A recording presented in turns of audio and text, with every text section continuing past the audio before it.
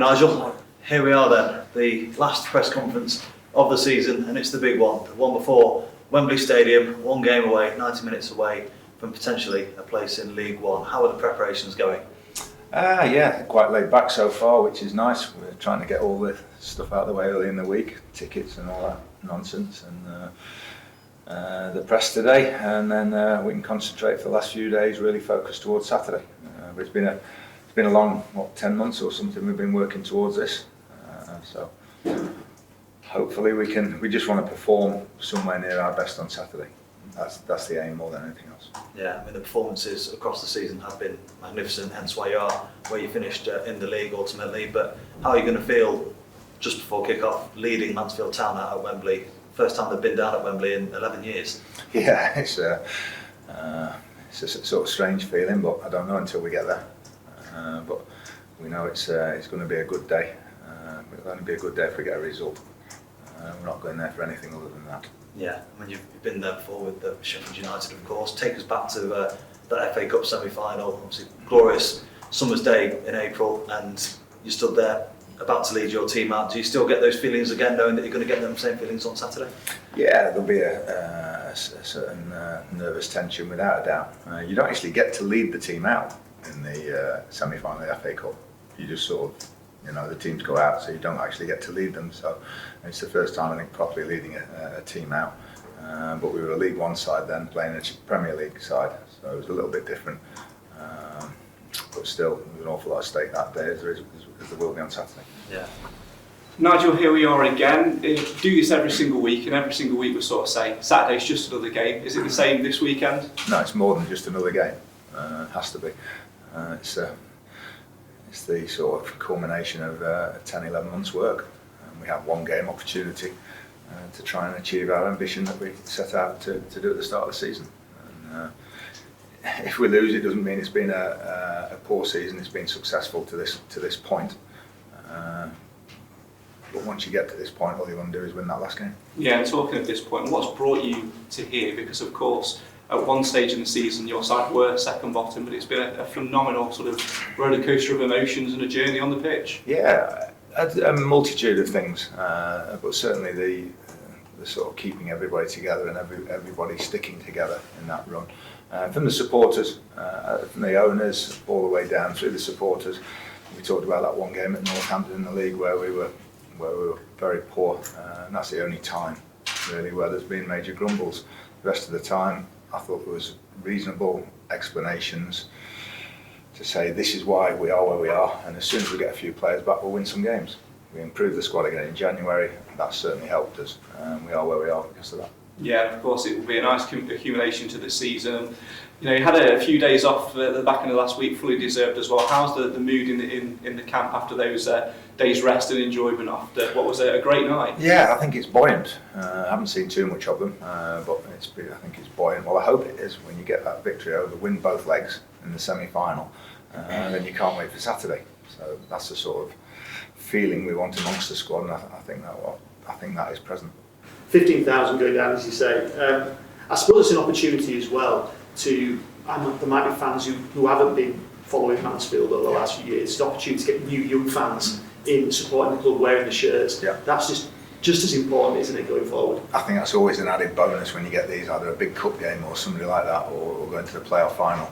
You will take people down because of the venue and the nature of the game, and that you hope next season, whatever we average this season, great crowds at home that have gone up, that we can just keep adding that 5-10%. And that's how you grow the club as well, and you grow the fan base.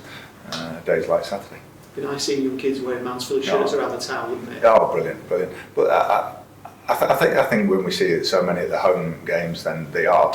But it'll always be, you've got Forest down the road and everything, and you've got your big Premier League boys as well. So we're fine where we are in terms of that. But you just keep picking up a few, and you want them to feel proud wearing the shirts. Yeah, just a couple from me. Just pick up on a couple of things. You talked about it being work. And you're right, but I think I speak for all of us here when we say we have moments when we kind of pinch ourselves and can't quite believe this is our job. Do you have moments like that? Something like Wembley, is that a moment when you look around and go, I can't believe I do this. This is my life. Not especially. It's just work. Again, whether it's Wembley or going to Barrow or Colchester and everything. That's the job. You don't get the chance to go to Wembley, so we understand all that very often, but it's still work, it's a game, and that's what we'll try and reduce it and keep it at that level. You talked about the expectation, you feeling the weight of expectation for some games. How hard does that make your job as manager? Because presumably some players, you almost want to talk that up, they'll drive on that, and others, you want to lift it off. How do you manage that?